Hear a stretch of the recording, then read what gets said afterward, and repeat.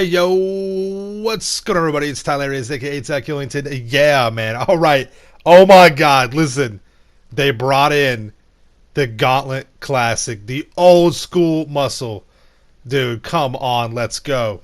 We have a perfect mix of a Chevy Camaro and a Challenger. So, I mean, it looks great. It really does. And this video is all about the customization and performance. And we'll be getting into that. There's a few things that we do need to address, but we'll get into that just a little bit later. Here we go. So, how much is the Bravado Gauntlet Classic? 615,000 is what's going to set you back. Let's check out the description real quick. In this world, there's muscle and then there's muscle. Like, you technically have muscles, and then there's that guy you went to school with, the one who posts Snapmatic selfies that look like someone spray tanned a T-bone steak. Well, the Bravado Gauntlet just ate that guy, washed him down with a supercharged protein shake, and threw its arm around his mom at the drive-in. This is muscle. Anything else? This is just flab. Oh my god, let's go. Come on, man. So yeah, as we all know, there's two different type of Challengers coming in. This is like the old school style, and again, it's a really good mix between a Camaro and a Challenger.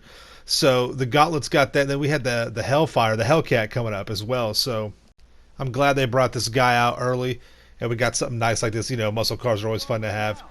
It is a muscle class, obviously, so it does do the wheelie, right, where you can, make it do an actual wheelie stand. Let's check out some of the cosmetics, though. Of course, you got your armor, you got your brakes. Brakes on there, 33,250, right?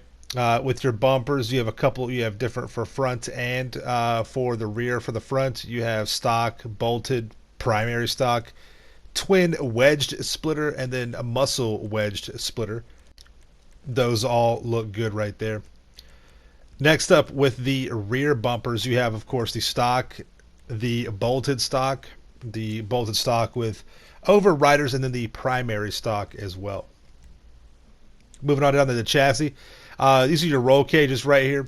You got the roll cages standard, then you have it with the carbon seats, the Mark 1, Mark 2, Mark 3, and then Mark 4 racing. Listen, guys, if you're having trouble how to set up a real legit muscle car, just go with the standard roll cage. You keep the original seats, and you still have that badass roll cage look where I'm going so freaking fast. If I blow this tire because it's so hot, don't worry about it because I got that badass roll bar. Okay, that roll cage is where it's at. Anyways, though, so stock exhaust, you have titanium tipped, anodized exhaust. I believe it's what that says right there. I can't read. Box exhaust, or side exit, and then side mitered exhaust, I believe is what the hell that's supposed to say. Yeah, the exhaust all look good though. I like that very much so. The front fender, you get the little. These are very popular on the old Hemi Cudas. The little vents right there looks really nice. Good touch right there. The grill, you have several different grills you can place: stock, primary, secondary, primary performance, secondary performance. You have sectioned grills as well, and then competition grill also. So just go with whichever one you want to go with right there. They all look really nice, man. They did a decent job on the car from what I can tell from my early testing with it. So it's not that bad. We'll talk about that here in just a minute though. With the hoods, you have 14 different hoods that you can equip on this beast right here. Of course, you got the standard secondary, primary. Then you have some awesome effects with the engines right here. The dual filter, the Bravado, the oval intake. Look at that. That's a big old intake right there. And then we got the triple intake bug catcher, which is one of my favorites right there as well. Plus the no hood drop. I mean, come on. Let's go. Fully exposed down to its birthday suit, right? God dang. It looks great though. The hoods are awesome on this car. Definitely check that out. All right. Horn lights. Listen, don't mess too much with the horns. Don't add no ground lights to this. Keep it stock or just like xenon at the most. Don't be doing no ground lights though, okay, people? This is American muscle. It's not, sometimes it's okay. Very rare though, all right? Very rare. Anyways, though, the liveries, 11 different liveries. The black Bravado, the white 445, twin black stripes, twin white stripes, the air cav, the Nakota, the redwood, the hot shot, the rigid rocket, right? You got to have some flames with the hot shot. That actually look pretty good. The true patriots in there as well, of course. So you got some cool little different kind of liveries right there. I just kept mine minimal though. Just kept it. I knew what I wanted to do with mine, anyways already. So Yeah, you got some rear fenders to put on there. You got the rear vents and then the twin rear vents. Right, not bad. I like that. It's different. Don't see that on hardly any cars right there that are muscle anyways. So that's pretty cool. This is what the primary paint looks like on the bottom half of the vehicle. Secondary covers the roof, the top half. Right, you got some trim color you can add in there too. Pretty cool. Nothing wrong with that. I actually kind of mixed mine up a little bit with my how I have mine set up, so it looks nice. Crew emblem goes right there on the side of the door, looking good. You got some roof options as well. Don't forget primary sun strips, secondary rear window louvers, primary roof, vinyl roof. That's cool. Remember the old gold duster back in the day? Where my old, yeah, you guys know. All right, secondary roof, primary, the vinyl roof as well with the full setup with the sun strip and the louvers on in the back. That's pretty cool. So got some skirts on there as well. You can make it chrome.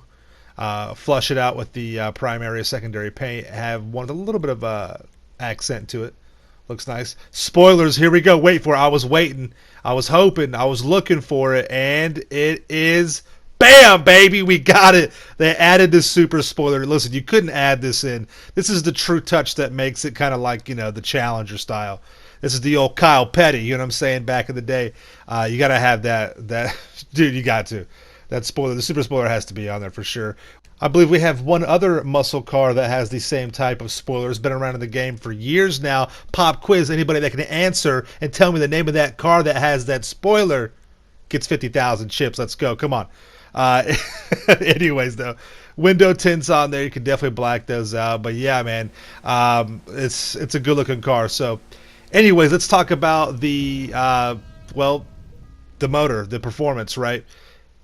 In a straight line, top speed, it does lack a little bit. It's pretty slow. It's 1 minute 30 second. You put that up against the Pisswasser Dominator, it's a whole different story. So, top end straight line speed, you know, for the track I tested it on, it's not very fast at all. However, don't sleep on this car though. It actually does have a really good handling, in my opinion, for my testing, and it is decently competitive, you know, around the actual track. It does have some pretty decent handling. It runs all right. It just doesn't have that raw power to get it through the turns and things like that. But it's still a nice car, good one to add to your collection. And thank you all so much for watching the video. Make sure you subscribe to my channel for the illest and realest content in the game. Make sure you smash that like button. Stay dangerous. Peace.